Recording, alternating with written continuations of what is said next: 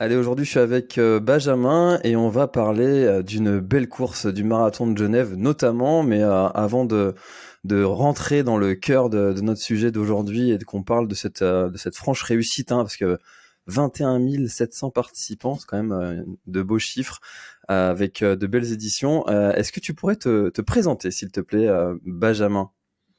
Eh ben, moi, c'est Benjamin, Benjamin Chandelier. J'ai la chance d'organiser des événements sportifs avec une équipe incroyable et je fais ce job depuis pas mal de temps, hein, parce que moi, j'ai commencé ma carrière chez ASO en 2004 ou 2005. Et puis après, on avait créé notre structure fin 2009. Donc voilà, donc moi, je baigne dans ce milieu de l'événementiel sportif et plus particulièrement des sports outdoor, des sports d'endurance. Donc voilà, donc j'ai la chance d'allier mon job et ma passion. C'est un métier qui attire quand même pas mal de jeunes en ce moment et où on voit plein de cursus différents qui apparaissent sur le paysage des formations en France.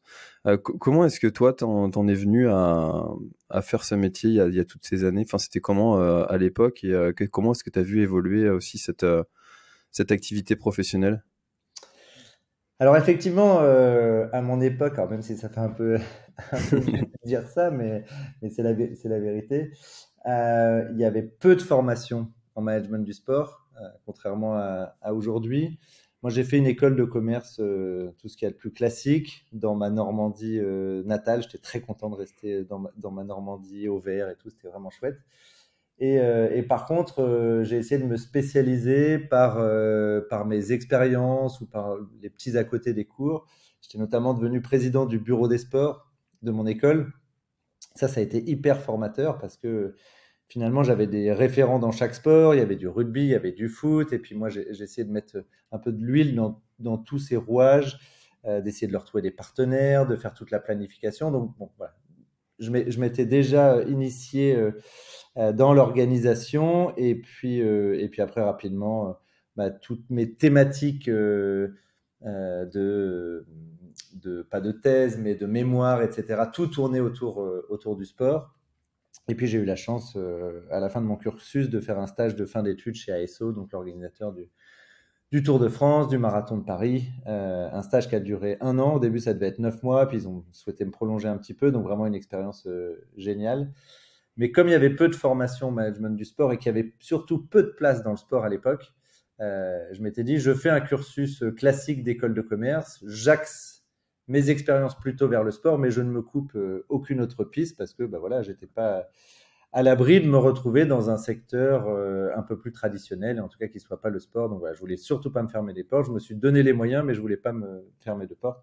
Et c'est vrai qu'on a vu une grosse évolution au fur et à mesure des années, avec bah voilà, le sport qui prend aussi de plus en plus de place dans la société, avec de plus en plus de gens qui pratiquent, qui regardent, avec bah voilà, des grands champions qui sont là aussi sur les réseaux pour animer tout ça.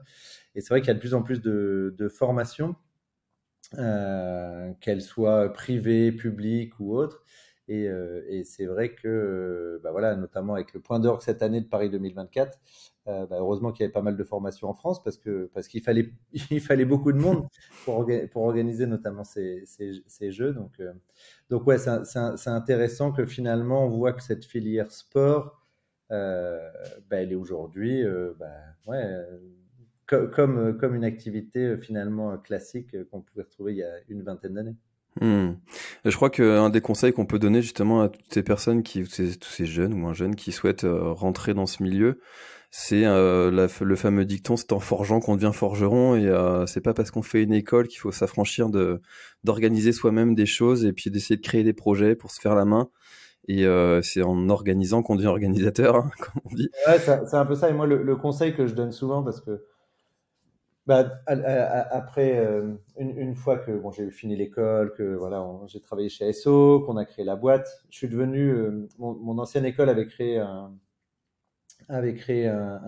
master entrepreneurial, puis du coup, j'étais le parrain de la première promo. Puis j'aime beaucoup ce lien avec les étudiants, si je peux les aider, les conseiller. Et en tout cas, dans ceux qui veulent travailler dans le sport, la première chose que je leur dis, c'est faites du bénévolat. Faites du bénévolat, allez sur le terrain. Vous allez vous rendre compte de ce que c'est l'événement avant de pouvoir finalement organiser, mais en tout cas, devenez cette main qui est utile à tous les organisateurs. Vous allez comprendre et puis surtout, vous allez faire du réseau et montrer après sur votre CV que voilà, vous êtes motivé et que vous donnez de votre temps pour organiser des événements sportifs. Et c'est sûr que moi, quand je regarde des CV aujourd'hui, j'aime bien regarder et aller un petit peu loin pour voir le parcours des gens. Et cette notion de bénévolat, pour moi, elle est hyper importante. De montrer qu'on a su mouiller le maillot, elle est hyper importante. Ah, c'est quelque chose que je continue à faire aussi, et puis d'aller s'imprégner justement des événements, histoire de prendre les bonnes idées à droite, à gauche, de voir les bonnes pratiques, les évolutions. Donc c'est toujours un bon conseil de s'intéresser à ce que font les autres, sans forcément que ce soit avec un échange financier derrière. Donc le conseil d'aller faire du bénévolat est à mon avis une bonne stratégie. Du coup, quand tu arrives donc chez OC Group, il y avait quoi comme type d'événement et comment est-ce que ça a évolué depuis que tu es arrivé? En fait, donc moi je travaille chez ASO et puis là-bas je fais une rencontre avec Rémi Duchemin et puis avec Rémi on devient très vite potes et on se dit avant nos 30 ans il faut qu'on crée notre société.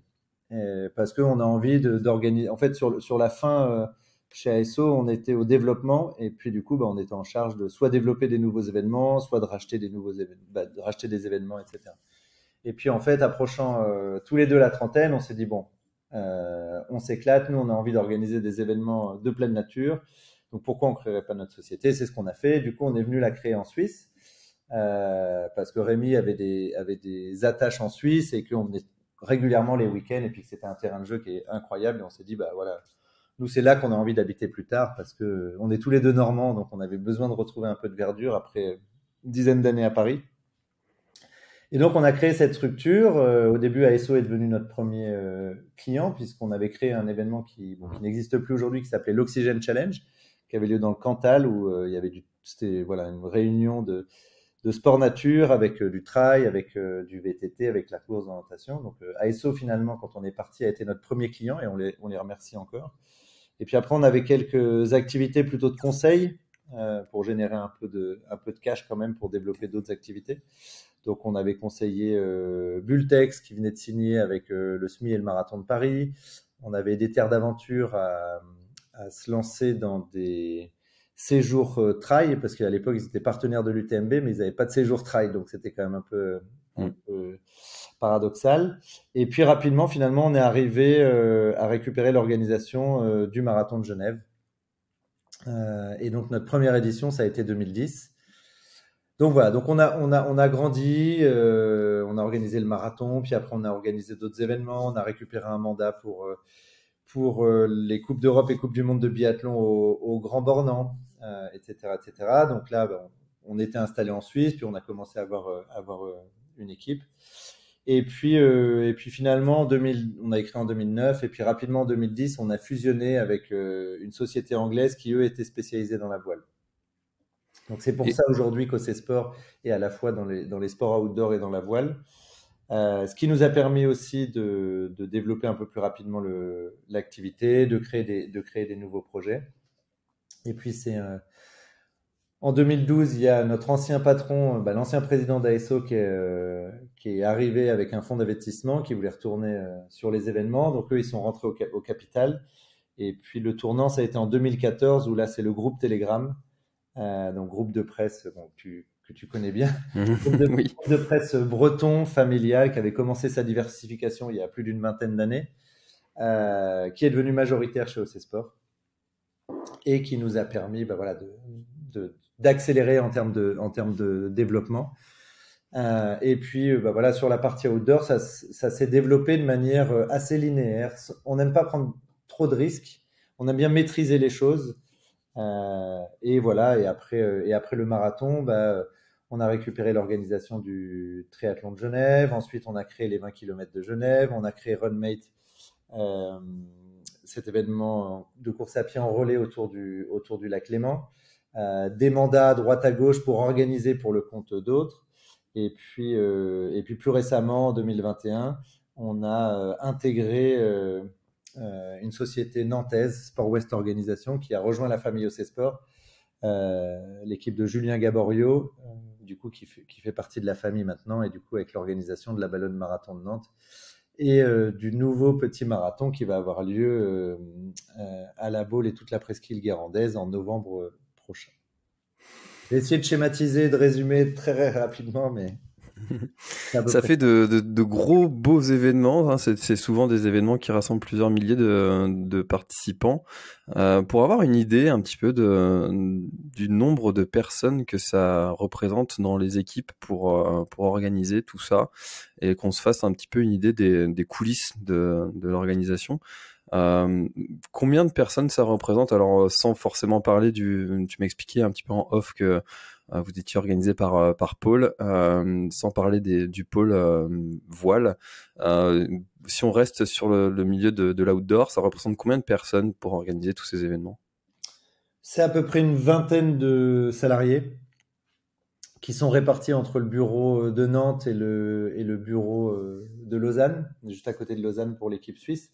Donc c'est à peu près une vingtaine de salariés et suivant les années, bon, on a quelques stagiaires ou quelques alternants qui viennent nous prêter main forte sur quelques mois. Et ensuite, on va avoir quelques freelances qui viennent ponctuellement nous aider sur les événements. Bon, il y en a, c'est vraiment le temps du week-end. D'autres, ça va être sur plusieurs semaines. Et puis ensuite et surtout, c'est des milliers de bénévoles qui nous accompagnent sur l'ensemble de nos événements. Mais voilà, c'est une grosse vingtaine de personnes en tout cas qui travaillent à l'année sur tous les événements. Et justement, on parlait du sujet des bénévoles, et on incitait justement tous ceux qui veulent rentrer dans le milieu de l'organisation à devenir bénévoles. Est-ce que peut-être depuis Covid, tu es comme beaucoup d'organisateurs à avoir constaté une baisse du bénévolat, ou est-ce que tu as plutôt des bénévoles qui sont plutôt fidèles, qui reviennent? Comment est-ce que vous gérez cette partie du bénévolat, surtout avec des événements qui doivent en nécessiter quand même pas mal, j'imagine?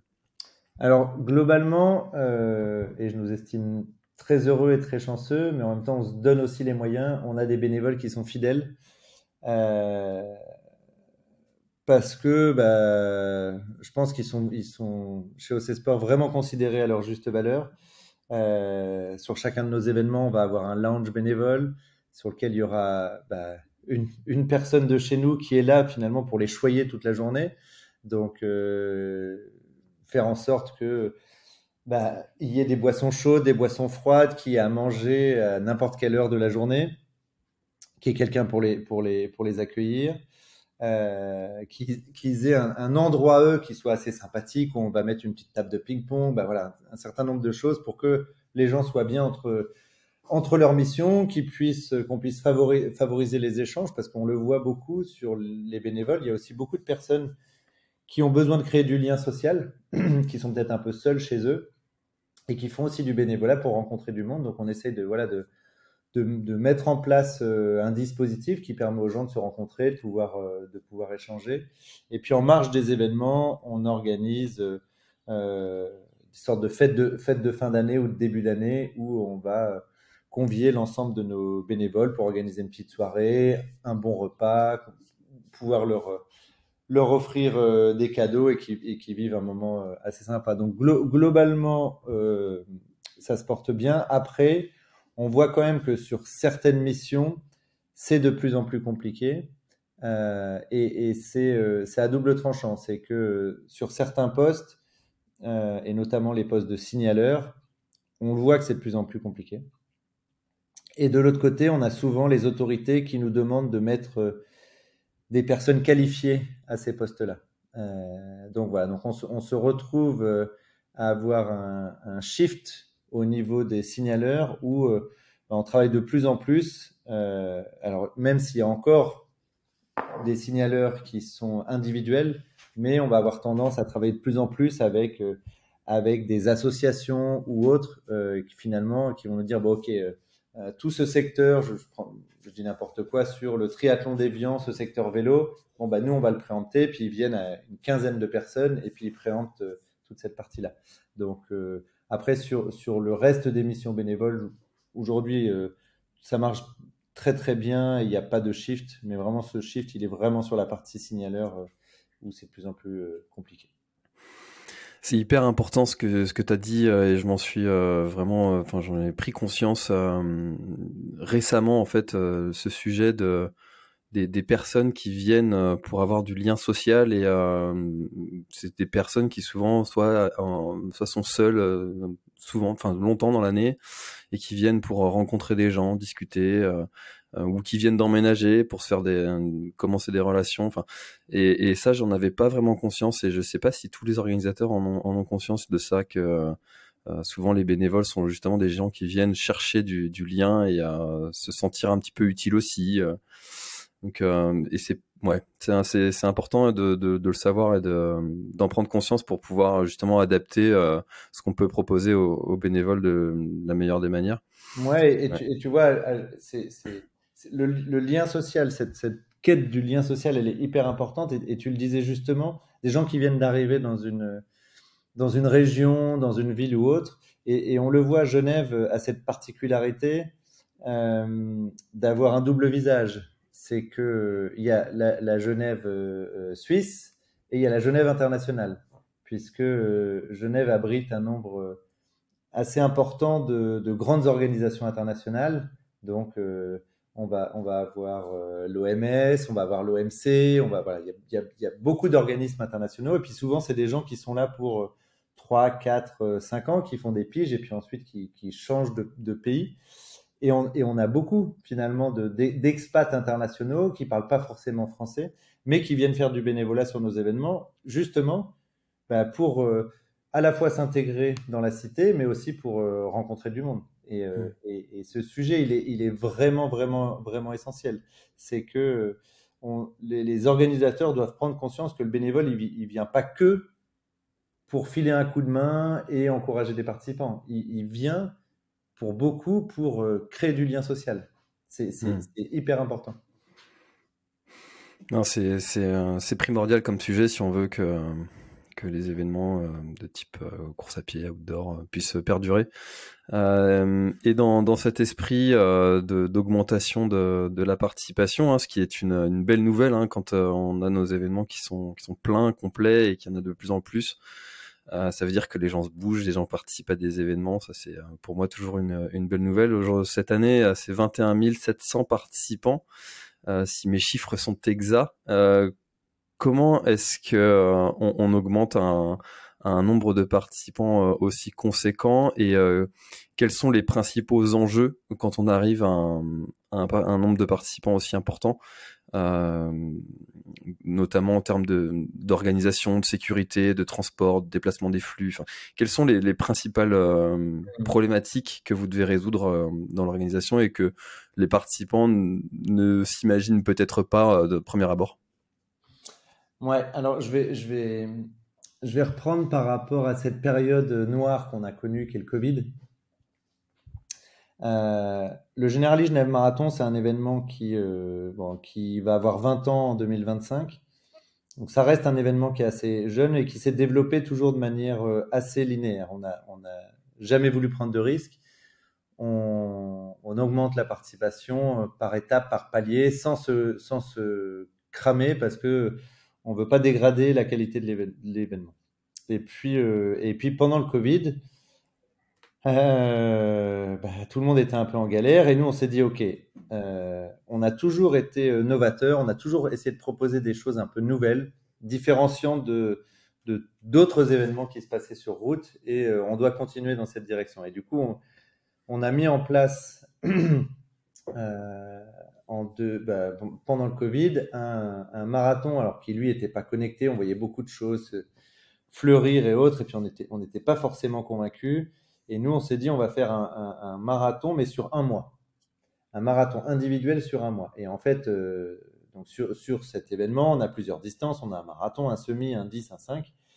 Et en fait, pendant un mois, tous les jours, j'avais au minimum 2 personnes de mon équipe qui allaient installer une arche, qui allaient installer des tapis de chronométrage, un léger retrait des dossards, mais qui était très petit. Et les gens, sur inscription, avaient la possibilité d'aller courir soit un marathon, soit un semi, soit un 10, soit un 5. Donc c'était au bord du lac, mais de manière chronométrée, avec une arche, avec un dossard, avec une médaille à la fin et avec un t-shirt de participant. Donc on respectait les normes, il y avait des créneaux sur lesquels les gens fallait s'inscrire, etc., etc. Donc on a essayé d'innover, et ça a cartonné. On a eu quasiment 10 000 personnes qui ont fait sur le mois, qui ont fait cet événement. Et en ouverture de cet événement, on avait aussi organisé, alors à huis clos, une course pour les élites. Parce que bah voilà, on est labellisé World Athletics. Une de nos responsabilités en tant qu'organisateur, je trouve, c'est un moment de permettre à des athlètes professionnels de vivre de leur sport. Et en fait, pendant le Covid, bah, on était beaucoup à l'arrêt, mais également ces athlètes professionnels qui, pour beaucoup, notamment dans les pays africains, bah, grâce à ces courses, ils permettent de faire vivre toute la famille. Donc on s'est dit, et ça nous a coûté de l'argent, hein. On n'était pas obligé de le faire, mais on s'est dit, bah, on va organiser cette course pour eux. Donc on a à la fois organisé cette course pour les élites et pour les amateurs. Tout ça pour dire que à la fin du Covid, on a vu que bon, la première année était quand même encore assez légère, mais que par rapport à cette baisse qu'il y avait par rapport à avant Covid, finalement, on s'en sortait pas si mal. En tout cas, nos chiffres étaient bien meilleurs que d'autres. Et finalement, je pense qu'on a marqué les esprits à essayer de proposer quelque chose qui était un peu différent. Et ce qui fait qu'aujourd'hui, bah oui, l'événement, il se porte bien. On a passé les 21 733 exactement. Et on a bloqué les inscriptions plus d'un mois avant. Chose qui n'était jamais arrivée dans le passé, de bloquer les inscriptions plus d'un mois avant. On a eu 4000 personnes sur liste d'attente. Donc autant te dire que passer de 18 500 en 2023 à 21 700 en 2024 en ayant 4000 personnes sur liste d'attente, c'est un vrai succès, mais on n'a pas voulu se faire dépasser. C'est pour ça qu'on a bloqué les inscriptions à 21 700, parce que déjà on prenait 3000 participants de plus et que bah, il faut bien les intégrer dans le dispositif, parce que nous, l'objectif, c'est vraiment que la qualité d'organisation, elle soit au rendez-vous. C'est notre marque de fabrique. Voilà, l'excellence suisse, bah, c'est ce qu'on essaye de retranscrire dans notre événement. Donc voilà, donc on grandit sereinement, mais on ne veut pas se cramer. Et il y a un certain nombre de sujets sur lesquels tu ne peux pas te permettre de grandir trop vite, parce que sinon, tu ne vas pas organiser des choses de bonne de qualité. L'expérience du participant, qui reste quand même la priorité number one, elle ne va pas être au rendez-vous. Donc, bah, c'est les flux.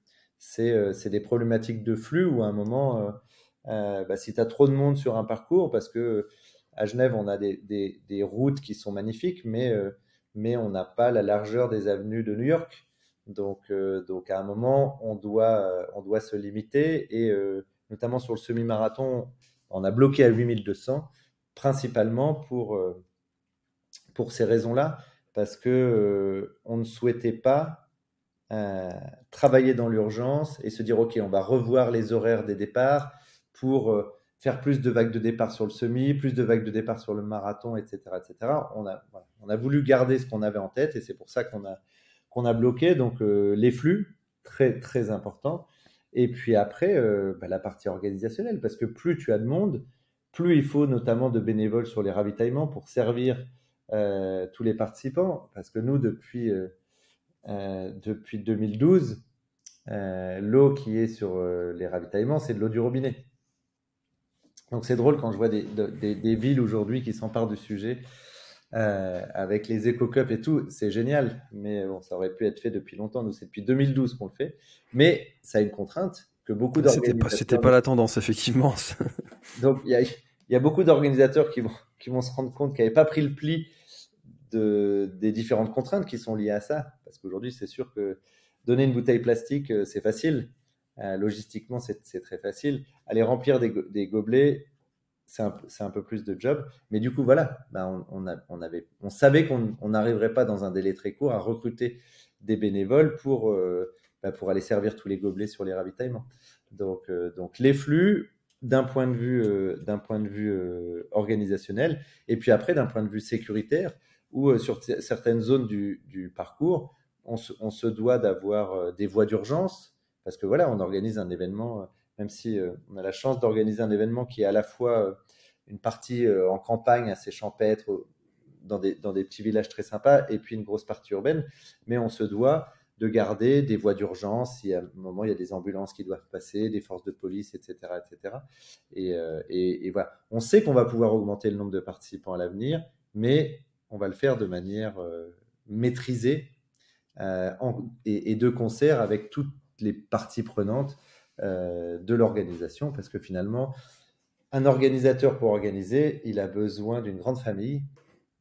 Il y a les bénévoles, ça c'est ses enfants, et puis après, bah, il y a la police, les pompiers, les autorités, etc., etc. Il y a énormément d'acteurs qu'il faut mettre autour de la table pour bah, voilà, avancer de concert et organiser quelque chose qui soit finalement compatible avec la vie locale. Parce que bloquer les routes, c'est bien, il y a moins de voitures, c'est bon pour la planète, mais néanmoins, il y a des gens qui doivent quand même pouvoir sortir de chez eux. Il y a des fois des urgences médicales et autres sur lesquelles voilà, la vie, elle ne doit pas s'arrêter parce que il y a un marathon qui est organisé. Et alors justement, dans ces relations qui doivent s'entretenir avec les autorités, comment est-ce que c'est en Suisse? Est-ce que les contraintes d'organisation ou les exigences de la part des autorités sont de plus en plus importantes, voire contraignantes, voire strictes, comme ça peut l'être en France sur certains sujets et certaines régions? Comment est-ce que ça évolue en Suisse sur le sujet? Alors déjà, il y a une différence majeure, c'est que en France, il y a un organe qui s'appelle la préfecture, qui est un peu le lien entre tous les organes pour organiser un événement. En Suisse, ça n'existe pas. Donc en Suisse, c'est plutôt à l'organisateur de mettre autour de la table les différents acteurs concernés. C'est ça qui est assez particulier. Donc heureusement, il y a certaines collectivités qui aident bien les nouveaux organisateurs, mais au début, bah, voilà, on sait pas trop par où passer, par qui passer, parce qu'il y a énormément d'acteurs à mettre autour de la table. Néanmoins, les problématiques, je pense qu'elles sont assez comparables euh, à la France, où, bon, déjà en France, suivant les départements, les régions, les règles, elles ne sont pas forcément les mêmes en termes de dureté sur la sécurité, mais globalement, c'est de plus en plus dur d'organiser des manifestations sur le domaine public.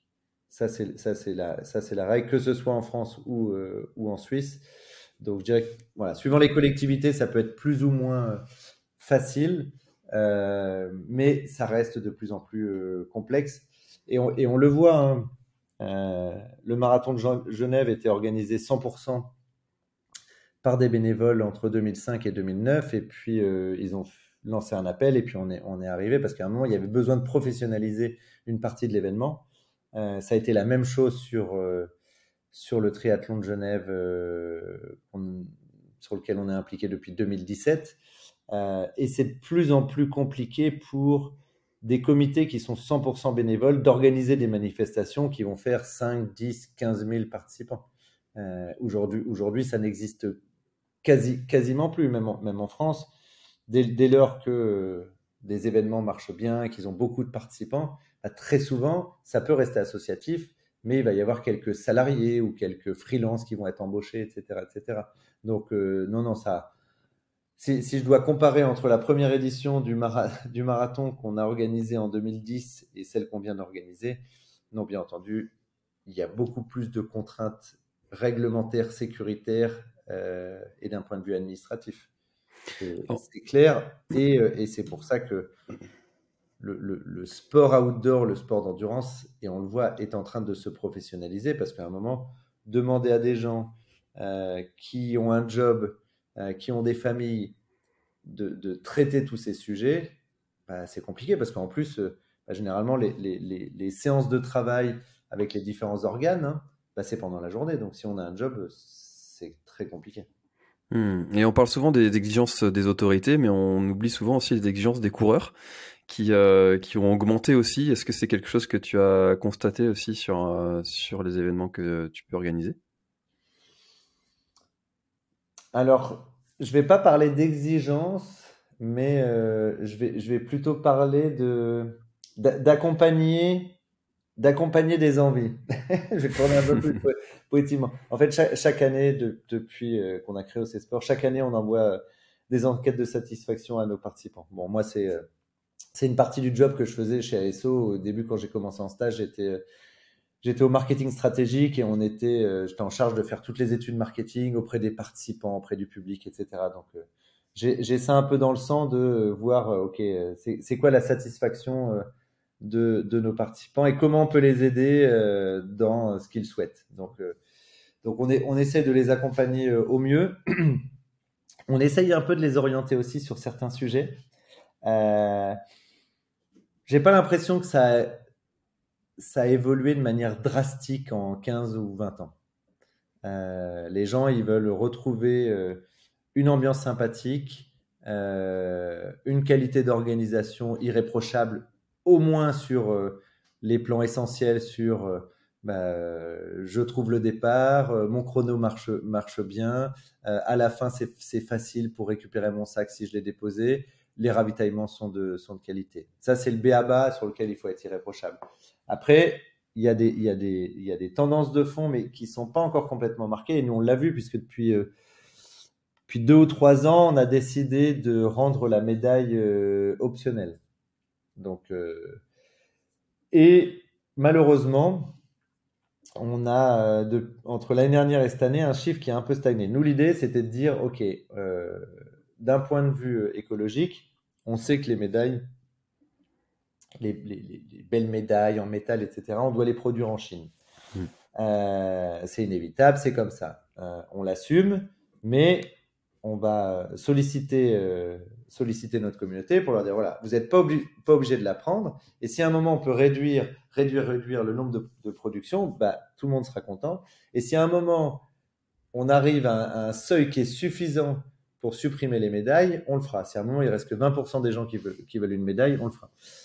Sauf que bah, ce chiffre, il stagne plutôt, suivant les événements, autour des 25-30% des gens qui ne souhaitent pas la médaille. Donc j'aurais bien aimé que ça soit un peu plus, pour qu'à un moment, on puisse dire, bon, bah voilà, vous êtes tellement nombreux à pas vouloir la médaille que on a décidé d'arrêter les médailles. Donc Mm. voilà, donc on essaye de les écouter, de les accompagner et de les sensibiliser surtout. Mais ouais, j'ai pas trouvé de. Je pense qu'il va y avoir un vrai switch dans les prochaines années sur la jeune génération qui arrive, sur les 25-35, qui sont bien plus à cheval que la génération 35-55, notamment sur les problématiques liées au développement durable. Et je pense que certains événements, s'ils n'opèrent pas un virage radical dans quelques années, seront en difficulté dans quelques années vis-à-vis de ces populations.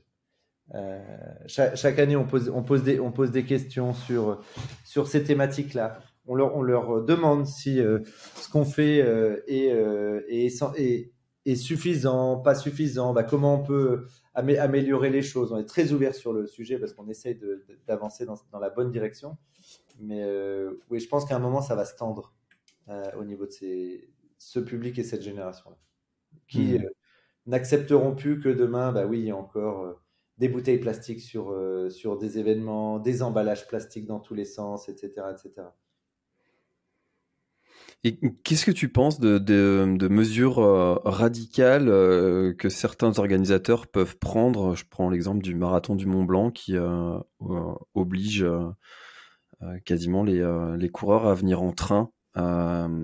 Qu'est-ce que tu penses que c'est des pratiques qui doivent se faire? Est-ce que c'est aux organisateurs de sensibiliser à ce niveau les participants?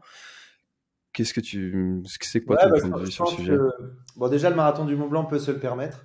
Oui. Tout le monde ne peut pas se permettre parce que le marathon du Mont Blanc est complet en quelques minutes ou heures, je sais plus exactement, mais je trouve ça bien.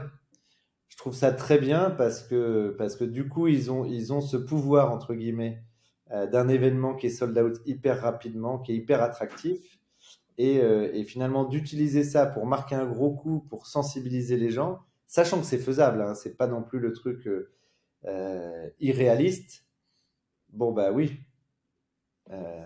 tant mieux. Et on a besoin qu'il y ait des événements voilà, qui prennent le pli parce qu'ils sont en capacité de le faire. Et non, non, moi j'ai salué ça parce que, bon, une nouvelle fois, ils peuvent se le permettre, ils sont complets.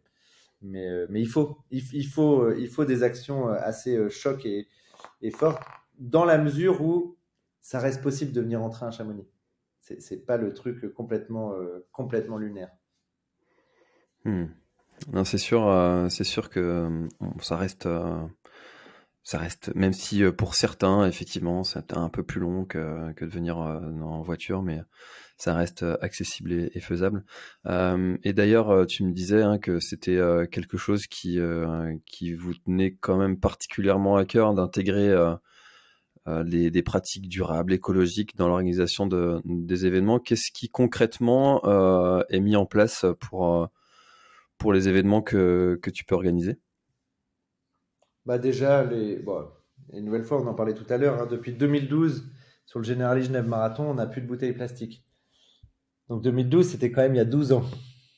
Donc ça a été une mesure forte. Et après, sur tous nos événements, on n'a plus de bouteilles plastiques.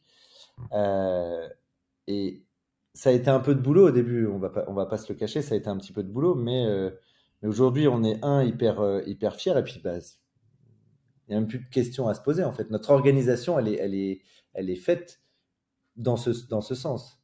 Après, il y a plein, alors, je pourrais pas te citer toutes les actions, mais une des actions qu'on a mis en place cette année à Genève, ça a été, euh, ça a été sur le village d'avoir de la vaisselle réutilisable. Parce que sur le marathon, c'est à peu près une grosse vingtaine de food trucks, plus des buvettes, etc., etc. Et du coup, on a supprimé toute la vaisselle à usage unique. Donc ça a été un gros chantier, ça a été beaucoup de boulot parce qu'il a fallu travailler avec tous ces food trucks justement. En fait, c'est nous qui avons commandé entre guillemets toute cette vaisselle et qui avons géré cette vaisselle parce que tu peux pas laisser les food trucks individuellement gérer leur vaisselle, etc. Sinon, ça devient une usine à gaz. Donc c'est nous qui avons géré. Donc on a installé des structures supplémentaires sur le village pour donner la vaisselle au food truck, pour récupérer la vaisselle après des individus qui avaient acheté euh, et remettre dans le circuit, etc., etc. Donc on l'avait déjà fait depuis 2 ans sur 2 ou 3 ans sur les Eco Cups pour la buvette. Et là, on a passé une étape supplémentaire.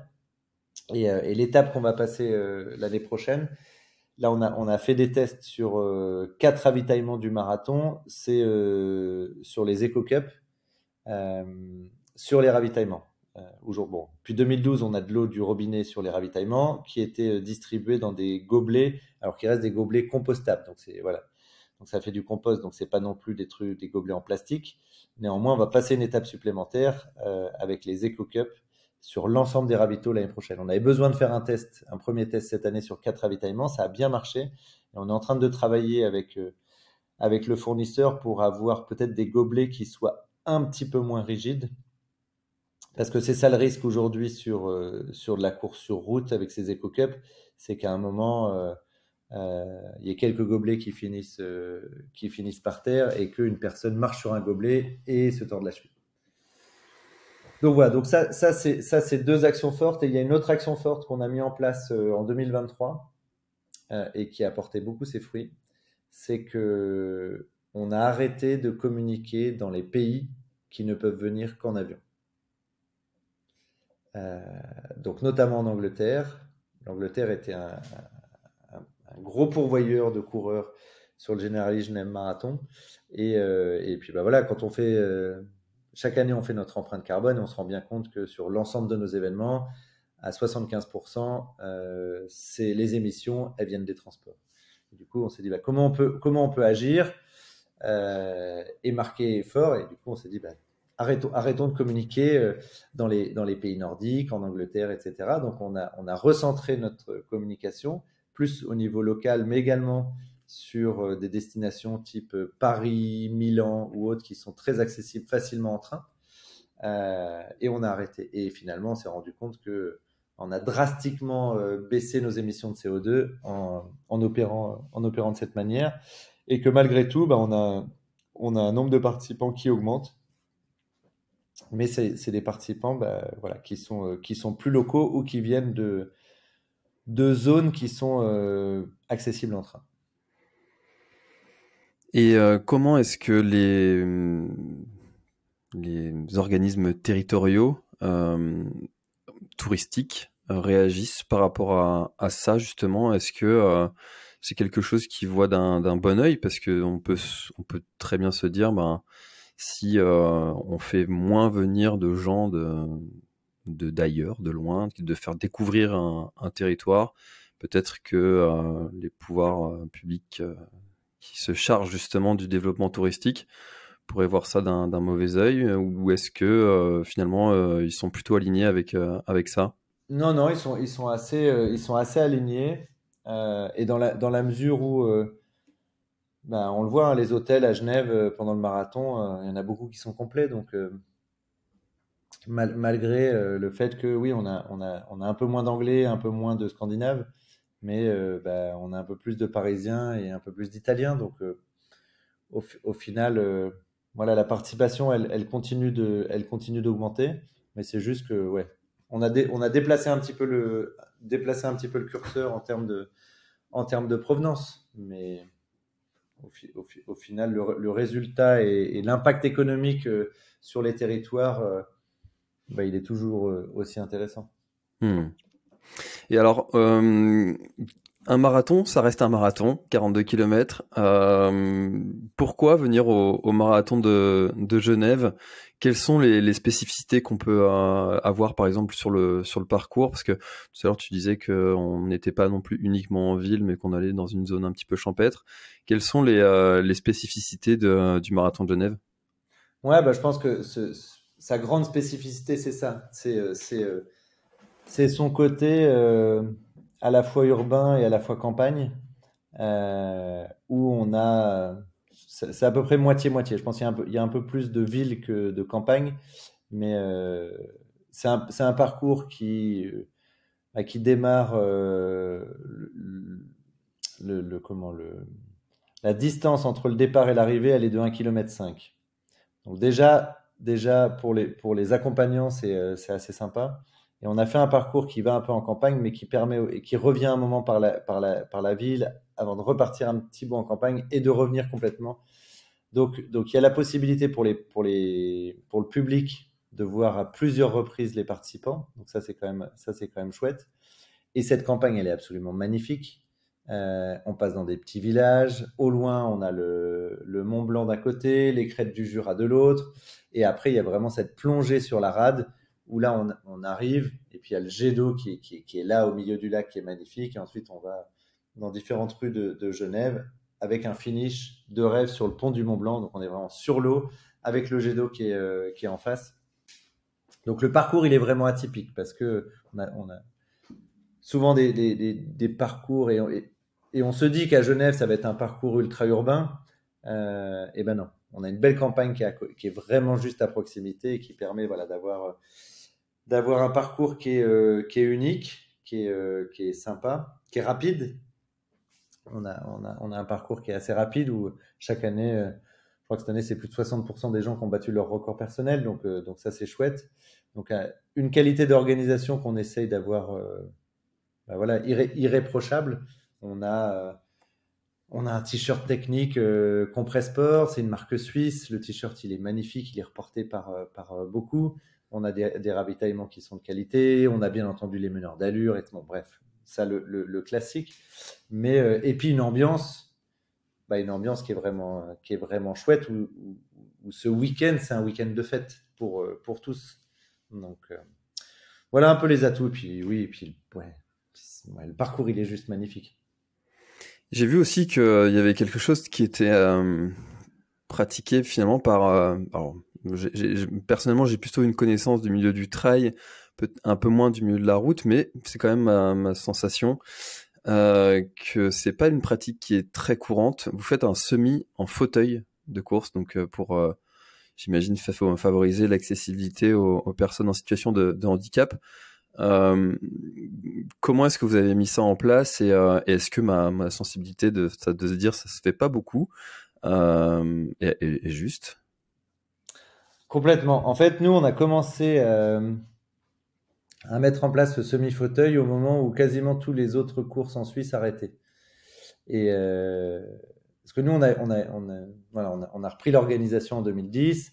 Puis voilà, on a remis le marathon sur les rails, on l'a développé. Et puis une fois qu'on a atteint une certaine taille, on s'est dit, bah tiens, on va encore plus, parce que l'idée, c'est vraiment d'ouvrir à tous. Et on s'est dit, bah tiens, on va essayer d'organiser une course pour fauteuil. Au début, on voulait le faire sur le marathon. Puis en fait, ça ne matchait pas d'un point de vue structurel. Du coup, on a décidé de faire le semi à un moment où tous les autres courses s'arrêtaient. Et c'est vrai qu'aujourd'hui, des courses pour les personnes en fauteuil, il y en a très très peu.